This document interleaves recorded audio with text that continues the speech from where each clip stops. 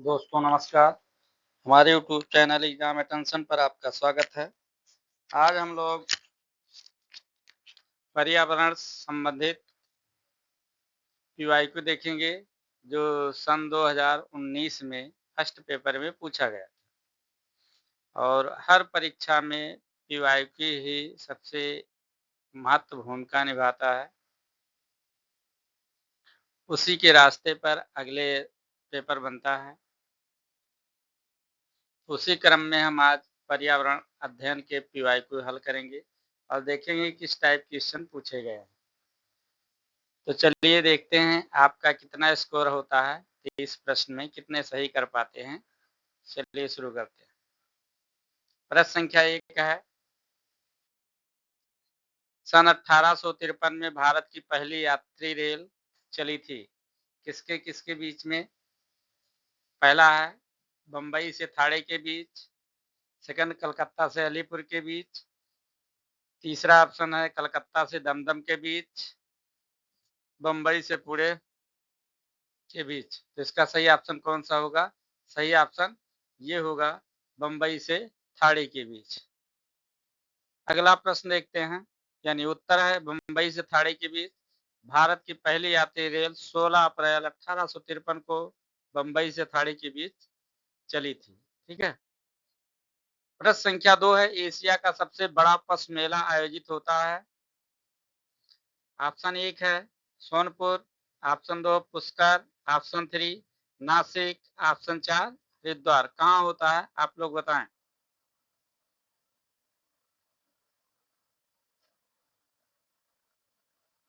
इसका सही उत्तर है सोनपुर, बिहार में एशिया का सबसे बड़ा पशु मेला होता है। इसकी व्याख्या देख लेते हैं।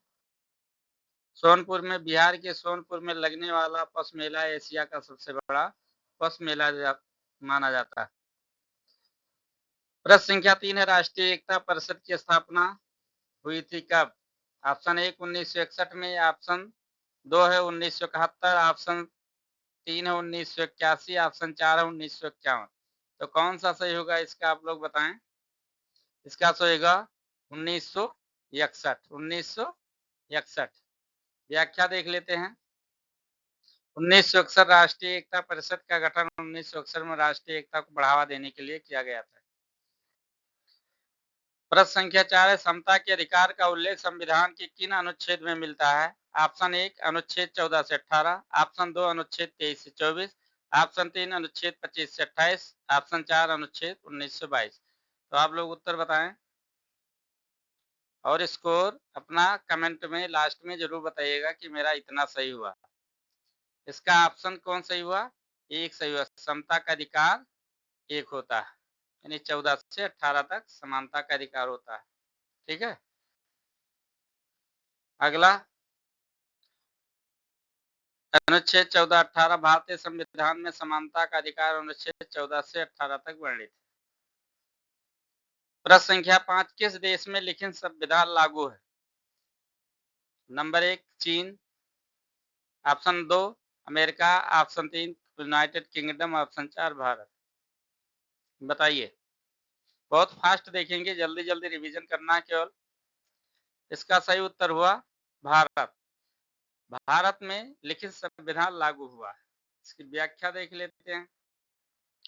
भारत का संविधान विश्व का सबसे बड़ा लिखित संविधान माना जाता है। यूनाइटेड किंगडम का संविधान अलिखित माना जाता है। ठीक है। निम्नलिखित में से किस प्रदेश में रेंडियर पाया जाता है? गर्म मरुस्थल, मानसून, टाइगा, टुंड्रा। कहाँ पाया जाता है? तो पाया जाता है रेंडियर टुंड्रा प्रदेश। उत्तर है 4 टुंड्रा प्रदेश। रेंडियर अत्यधिक ठंडे टुंड्रा क्षेत्रों में पाया जाने वाला प्रमुख पशु है। अगला प्रश्न देखते हैं, निम्नलिखित में से कौन सा एक शीतोष्ण घाट प्रदेश नहीं है? Compass, downs, prairies, pampas. तो इसका सही उत्तर कौन सा होगा? कंपास होगा। ये उष्णकटिबंधीय क्षेत्र है, वहां पर घास पाई जाते हैं। डाउन्स और प्रेरीज और पंपास ये सब शीतोष्ण। ठीक है। व्याख्या डाउन्स प्रेरीज और पंपास शीतोष्ण घास प्रदेश हैं, जबकि कंपास ऐसा घास प्रदेश नहीं। प्रश्न संख्या 8 है, जनसंख्या के आकार के अनुसार महाद्वीप है, यानी सबसे बड़ा महाद्वीप, यहाँ लिखना चाहिए सबसे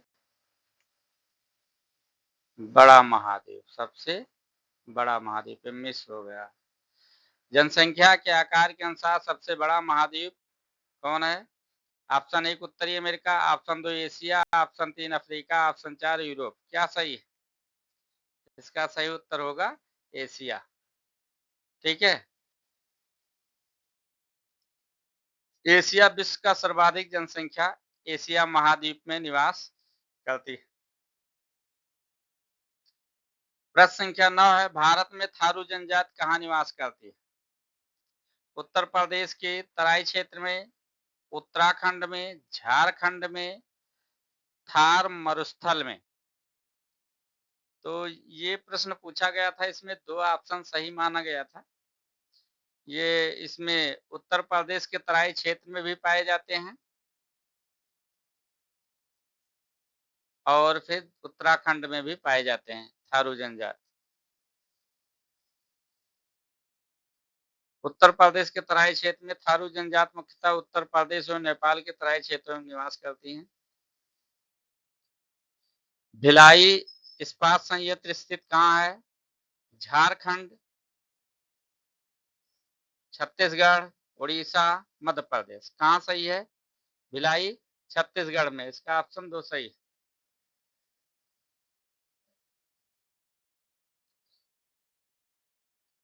अगला प्रश्न देखते हैं, भारत में महिलाओं के लिए आरक्षण की व्यवस्था कहाँ है? नंबर 1 विधानसभा में, नंबर 2 मंत्रिमंडल में, नंबर 3 पंचायती राज संस्थाओं में, नंबर 4 लोकसभा में। क्या सही होगा? इसका उत्तर सही है पंचायती राज संस्थाओं में। उत्तर 3 पंचायती राज संस्थाओं में 73वें एवं 74वें संविधान संशोधन के तहत पंचायती राज संस्थाओं में महिलाओं को आरक्षण दिया गया। किसी राज्य के राज्यपाल की नियुक्ति के लिए कम से कम क्या आयु होना चाहिए उसको? उसका 35 साल। क्या होना चाहिए? 35 साल। भारतीय संविधान के अनुसार राज्यपाल बनने के लिए न्यूनतम आयु 35 वर्ष होनी चाहिए।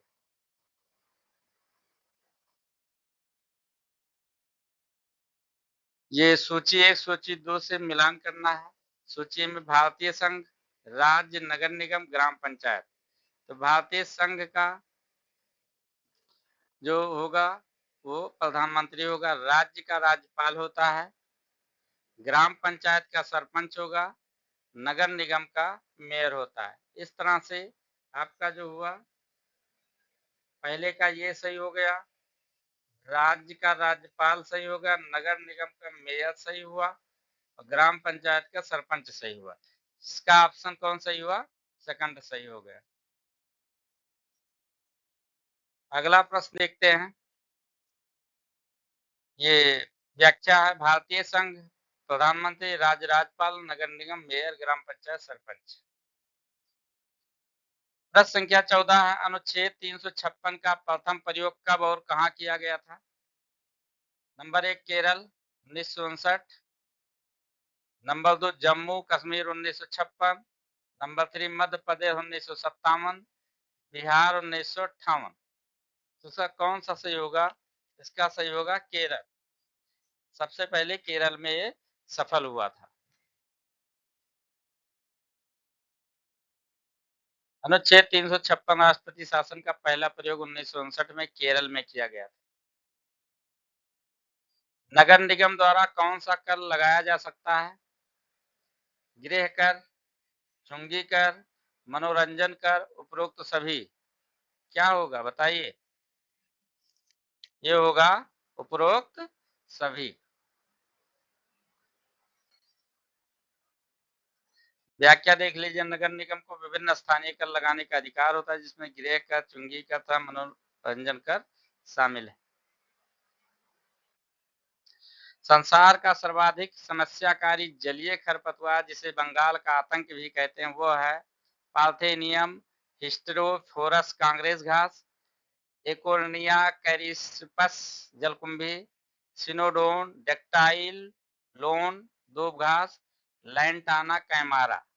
कौन सही होगा इसमें, बताओ। ऑप्शन ए सही होगा, बी सही होगा, सी सही होगा या डी सही होगा, कौन सही होगा बताओ। इसका ऑप्शन सेकंड यानी जलकुंभी जो है बंगाल में सबसे अधिक पाया जाता है, इसलिए इसको बंगाल का आतंक कहते हैं। जलकुंभी अत्यंत तीव्र गति से फैलती है और जलाशयों को ढक देती है, इसलिए इसे बंगाल का आतंक कहा जाता है। प्रश्न संख्या 17 वायरस के अजैविक होने का लक्षण है।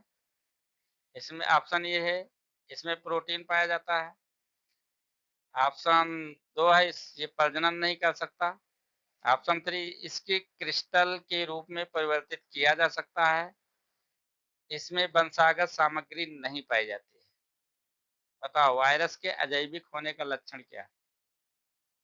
इसका सही ऑप्शन 3 सही है, क्रिस्टल के रूप में परिवर्तित किया जा सकता है।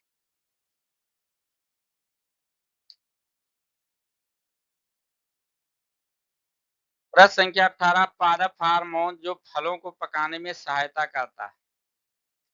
अब जिब्रेलिन है, साइटोकाइनिन, इथाइलिन, ऑक्सिन, क्या होगा बताइए। इसमें सही होगा इथाइलिन, ठीक है।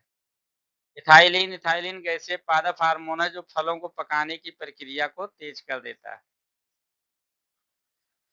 स्वतंत्र रूप से भूमि में रहने वाला अवायवीय जीवाणु जिसमें नाइट्रोजन स्थिरीकरण की क्षमता होती वह है rhizobium, option 1। Option 2 Clostridium, option 3 vibrio, option 4 Azotobacter, क्या सही होगा। क्लास्ट्रीडियम ये सही होगा, जो अवायवीय जीवाणु जिसमें नाइट्रोजन स्थिरीकरण की क्षमता होती है।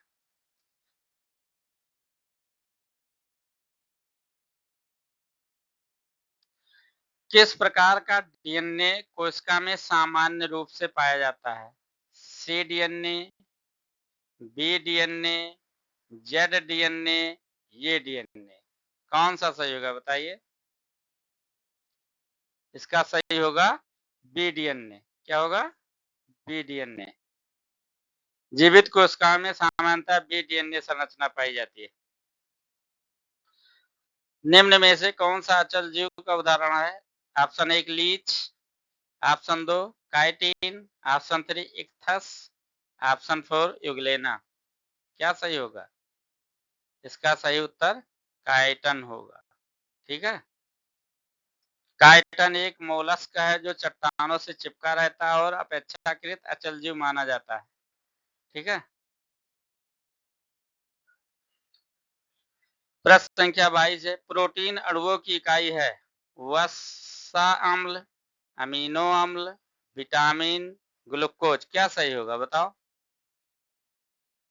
इसका सही होगा उत्तर अमीनो अम्ल, ठीक है।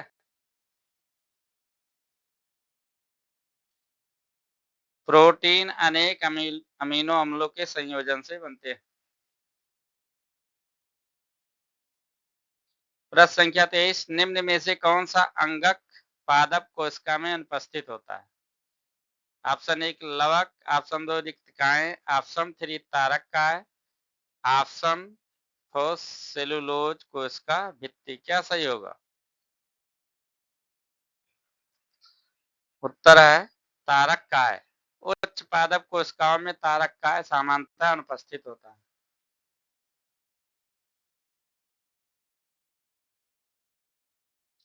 प्रश्न संख्या 24 है, मनुष्य के शरीर की सबसे बड़ी ग्रंथि क्या है। ऑप्शन 1 पीयूष ग्रंथ, नंबर 2 अधवृक ग्रंथ, नंबर 3 यकृत, नंबर 4 अग्न्याशय, क्या सही होगा। इसका उत्तर सही है ऑप्शन 3। यकृत मानव शरीर की सबसे बड़ी ग्रंथि है तथा पित्त का निर्माण करता है। उत्तर प्रदेश का राज्य पक्षी क्या? ऑप्शन 1 मोर, ऑप्शन 2 गौरैया, ऑप्शन 3 तोता, ऑप्शन 4 सारस क्रेन। क्या सही होगा इसका? ऑप्शन 4 सही है, सारस क्रेन। सारस क्रेन उत्तर प्रदेश का राज्य पक्षी, विश्व का सबसे ऊंचा उड़ने वाला पक्षी माना जाता है और अपनी आजीवन जोड़ी बनाने की विशेषता के लिए प्रसिद्ध है। प्रश्न संख्या 26 है, पुरवा किस अधिवास में शामिल है? ग्रामीण, रेखीय, ऑप्शन 3 नगरीय, ऑप्शन 4 अपखंडित। इसका सही उत्तर क्या होगा? ग्रामीण।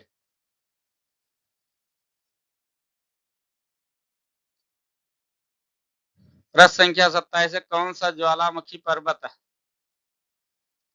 Option 1 Ural, option 2 Appalachian, option 3 Kilimanjaro, option 4 Aravalli. इसका क्या सही होगा?